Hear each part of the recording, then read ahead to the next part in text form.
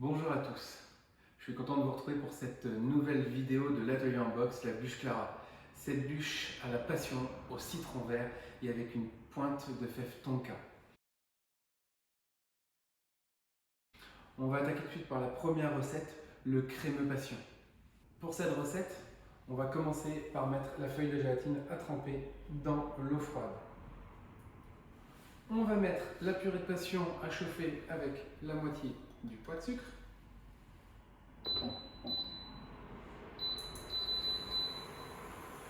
Pendant ce temps-là, on va blanchir les œufs. Donc, c'est 85 grammes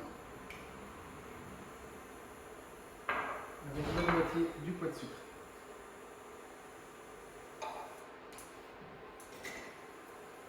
Alors, on fouette vivement afin de blanchir les œufs. Mes œufs sont blanchis et ma purée de passion est chaude. Alors je vais venir verser la purée de passion en fin filet sur mes œufs. Attention, vraiment en fin filet afin de ne pas cuire ces œufs. Voilà, tout est incorporé dedans. Il ne me reste plus qu'à remettre tout dans la casserole. Maintenant que les œufs sont dans la casserole, il ne me reste plus qu'à fouetter en continu ces œufs avec la passion et le citron vert jusqu'à ébullition.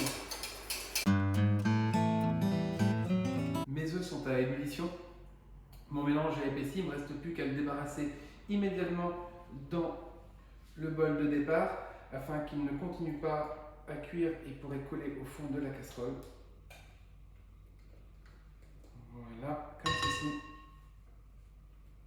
Tout de suite, on va incorporer la gélatine, donc on va bien essorer comme ceci, on la presse bien fort et on vient la mettre dedans. Un petit coup de fouet afin de l'incorporer. Alors, je vais prendre mes morceaux de beurre un à un et je vais venir les incorporer à mon crémeux passion. Alors, à savoir que moi, je préfère le faire directement au mixeur, vous voyez, comme ceci. Et je vais venir incorporer mes morceaux de beurre un à un. On peut faire cette préparation au mixeur ou au fouet, sachant qu'au fouet, vous allez avoir quelque chose d'un petit peu moins lisse et vous risquez d'avoir un petit coup de beurre en plus. Donc, vous allez continuer à mettre des morceaux de beurre un à un et à mixer jusqu'à avoir tout incorporé. Voilà, tout mon beurre est incorporé, mon crémeux est lisse et a commencé à épaissir légèrement. Il va me rester maintenant qu'à le mettre directement dans le moule à insert. Donc, on va venir le couler dedans directement. Hop, comme ceci. Génial. Alors, deux petites choses, n'hésitez pas à regarder, à tasser légèrement sur lui-même pour qu'il soit le plus plat possible après congélation. Maintenant, il ne vous reste plus qu'à le mettre entre 4 et 6 heures au congélateur. Allez, on enchaîne avec le croustillant chocolat blanc praliné. Alors pour ça, on va commencer par mettre le praliné dans le récipient. Très simplement. On va venir y rajouter notre chocolat blanc au préalablement fondu, bien sûr, comme ceci. Voilà. Excusez-moi pour le bruit. On va mélanger les deux ensemble. Oui, si vous avez un récipient un petit peu plus petit à la maison, n'hésitez pas. Moi, c'est pour la vidéo, soit transparent, j'ai mis un aussi grand.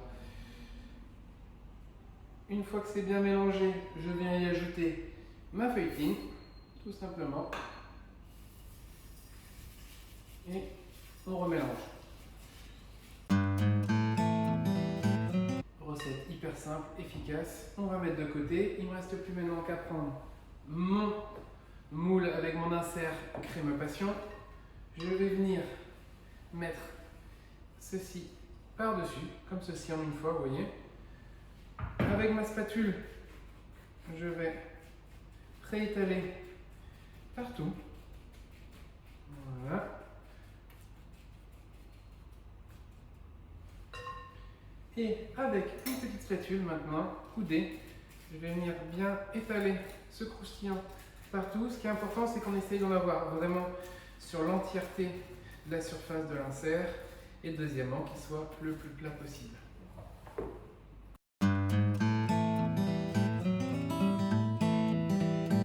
Voilà comment il doit être. Maintenant, il ne reste plus qu'à le remettre au moins une bonne demi-heure au congélateur. Une demi-heure, ça peut être 10 minutes, ça peut être une heure. Ce qu'il faut, c'est qu'il soit congelé, tout simplement. On poursuit avec la recette du shortbread de citron vert. Alors, on va commencer par mettre dans la cuve du batteur le beurre, le sucre impalpable et les zestes du citron vert. Alors, on utilise du jus de citron vert aussi, vous avez vu dans l'insert. Donc, ce que vous pouvez faire aussi, c'est prélever les zestes avant. Comme ça, vous utilisez le même citron pour faire le jus et les zestes, bien sûr. Alors, vous avez vu, j'essaye de râper, mais que le vert. Hein. J'essaye pas de râper le blanc. Le blanc va donner de l'amertume à votre biscuit, donc c'est important de prendre juste la petite couche verte sur le dessus et pas la deuxième couche blanche. Alors, maintenant que c'est fait, on va mélanger les ingrédients jusqu'à qu'ils soient homogènes.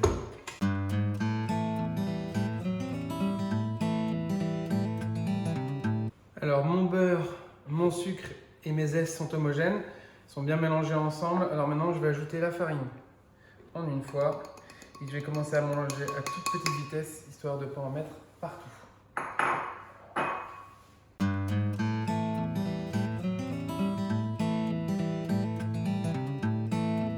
Notre shortbread est totalement homogène. Alors maintenant, il va me rester qu'à le débarrasser et l'étaler entre deux feuilles de papier.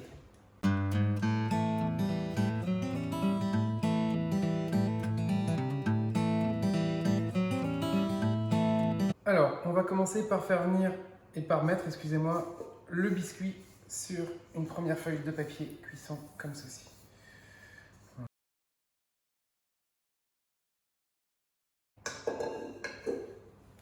On va étaler ce biscuit. On va étaler ce biscuit entre deux feuilles de papier cuisson pour qu'il fasse environ 3 à 5 mm d'épaisseur. Pour être sûr d'avoir un rectangle de 24 par 8, qui est le diamètre que je vais avoir besoin, ce que j'ai fait, c'est sur la deuxième feuille, vous voyez ici, j'ai dessiné un rectangle. Je vais laisser bien sûr l'écriture vers le haut pour pas qu'elle vienne en contact de mon sablé. Je vais venir mettre la deuxième feuille et presser légèrement. Et après, à l'aide d'un petit rouleau, je vais venir étaler ma pâte comme ceci. Vous voyez? Hop là. Et je viens tirer légèrement. Et voilà. Et comme ça me permet, vous voyez, le gabarit apparaît et je suis sûr d'avoir un biscuit qui va être directement à la bonne taille. Parfait. Et environ entre 3 et 5 mm d'épaisseur. Vous voyez, si je défère, on regarde, entre 3 et 5 mm. C'est parfait. Et maintenant, il ne me reste plus qu'à cuire une dizaine de minutes à 180 degrés ce biscuit. Alors, mon biscuit vient de sortir du four. Il faut le détailler et le redétailler à 24 par 8 tout de suite pendant qu'il est chaud. Vous avez vu, moi, ce que je fais, c'est que je le laisse sur la plaque de cuisson. Comme ça, il reste mou plus longtemps. Alors, je vais prendre en plein milieu, c'est plus joli. Donc, ici.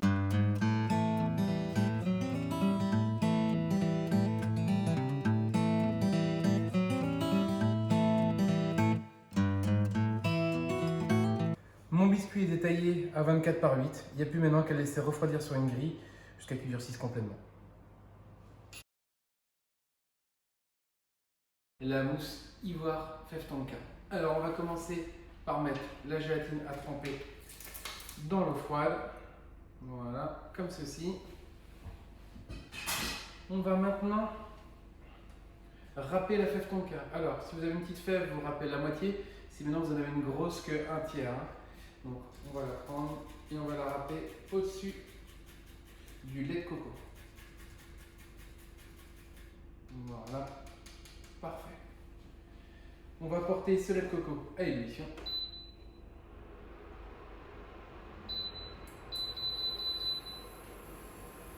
Pendant ce temps-là, on va prendre un bol dans lequel on va venir verser le chocolat ivoire qui a été au préalablement fondu.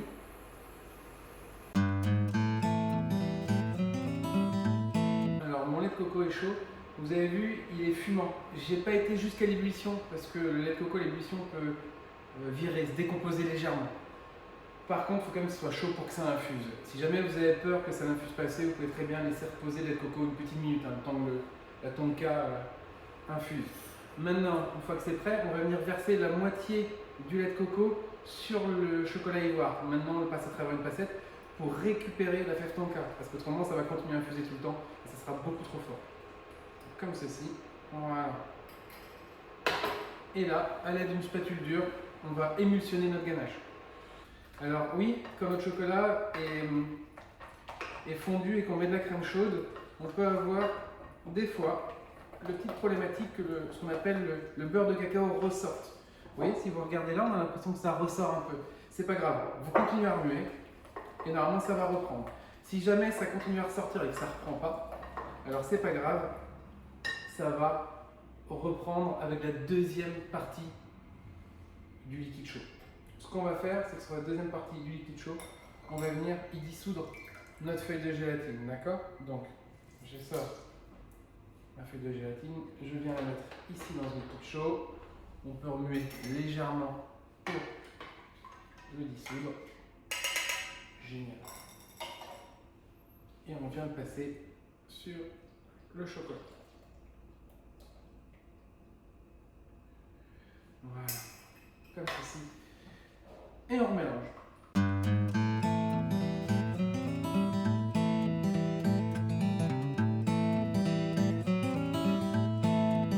Ma ganache est homogène et lisse. Maintenant, il va falloir attendre qu'elle redescende entre 30 et 35 degrés pour pouvoir incorporer notre crème montée. Donc je la réserve. Ma ganache est arrivée à température, donc du coup j'ai aussi monté ma crème. Alors je vous montre vraiment une texture, ce qu'on appelle mousse à raser. Donc si vous regardez la crème, vous voyez, elle est prise, mais on sent qu'elle est un peu, vous voyez, tout onctueuse. C'est vraiment comme ça qu'il faut qu'elle soit. Je vais en prendre un premier tiers que je vais venir mettre dans la ganache, comme ceci. Et je vais mélanger délicatement à la maryse.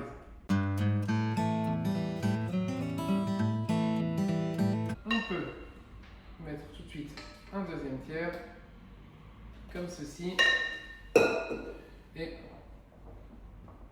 on remélange. Pareil pour le troisième tiers.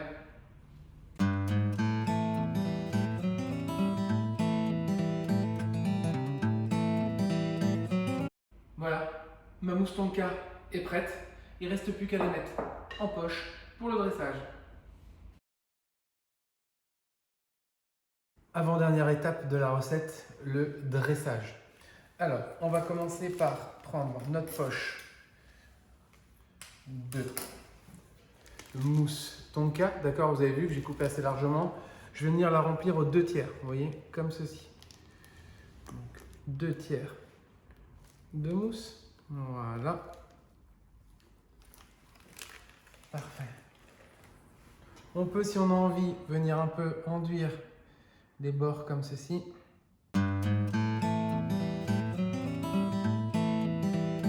On va venir démouler notre insert. Donc, si vous regardez, hop, voilà. C'est notre double insert, donc avec la passion et notre croquant. Je le tiens. Je vais venir le mettre comme ça ici, vous voyez, et je vais enfoncer légèrement pour qu'il monte. La crème va monter sur les côtés, lui va descendre, il est bien au milieu. Parfait. Il me reste maintenant à remettre de la mousse partout sur le dessus pour le recouvrir. Avec ma petite spatule coudée, je viens bien réenduire tous les côtés pour être sûr.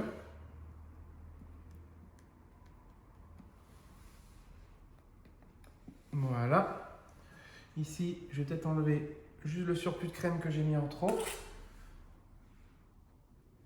Merveilleux. Je vais venir prendre mon biscuit ici, shortbread citron. Vous voyez, le côté cuit. Donc, je vais plutôt garder le côté plat vers le haut. Normalement, s'il a été bien recoupé, comme je vous expliquais tout à l'heure, à 24 par 8. Voilà, je cherchais mes mots. Ça sera parfait. Et j'appuie, vous voyez, légèrement. Vous voyez ce que je fais? Je le fais faire des va-et-vient pour qu'il s'enfonce et qu'il vienne à hauteur. Ma crème a débordé un petit peu sur les côtés. C'est normal. C'est comme ça que c'est efficace. Je vais reprendre mon petit bol où je peux mettre mes excédents de crème avec ma spatule. Regardez, je vais venir enlever les excédents. On évite de remettre la crème sur le biscuit. D'accord? Ça ne sert à rien, ça va détremper le biscuit. Et après, ça va coller quand vous allez vouloir la prendre après le spray. Alors, regardez, je viens bien maintenant nettoyer les bords. C'est important de bien nettoyer les bords pour que quand vous allez démouler, vous ayez une bûche qui soit parfaite.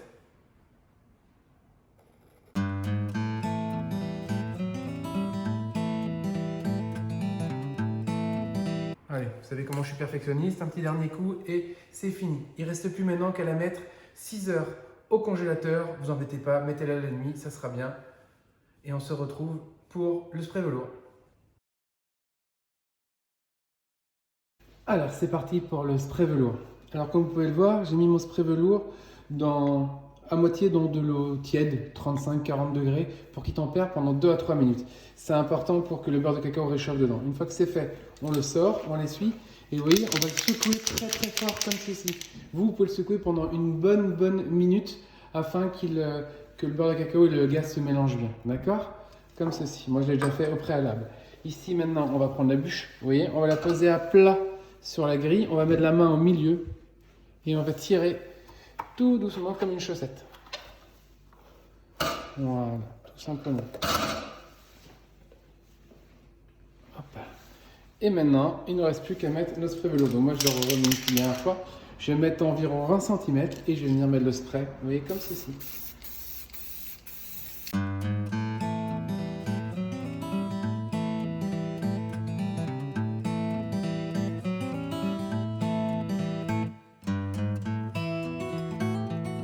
Ma bûche est prête, il ne me reste plus maintenant qu'à la débarrasser et à la décorer. Mon spray velours est fini, ma bûche est prête, alors il ne me reste plus qu'à venir la soulever, donc on va glisser une spatule sur le côté comme ça, vous voyez. Je soulève légèrement pour passer la deuxième spatule en dessous à la place, vous voyez elle est là. Hop, au milieu, comme ça je l'ai. Je soulève ici, je passe ma deuxième spatule en dessous pour aller aux 3/4 de ma bûche, puis je soulève. Je viens décaler pour poser au milieu du carton ou du plat de présentation à la maison. Attention, je ne suis pas bien centré. Hop là. Je vais juste la redécaler un tout petit peu parce qu'elle n'est pas bien centrée. Et voilà. Ma bûche est mise sur mon carton. Maintenant, il ne me reste plus qu'à venir la décorer. Donc, je la pose comme ça, verticalement face à vous. Et je vais venir positionner 3 petites boules. Alors, toujours la première au milieu. Et puis à chaque fois au premier tiers et au deuxième tiers. Voilà. La bûche est finie. Il ne me reste plus qu'à vous souhaiter une bonne dégustation. Nous espérons que cette bûche vous apportera douceur et gourmandise. Et qu'en ce Noël particulier vous réchauffera le cœur. Joyeux Noël!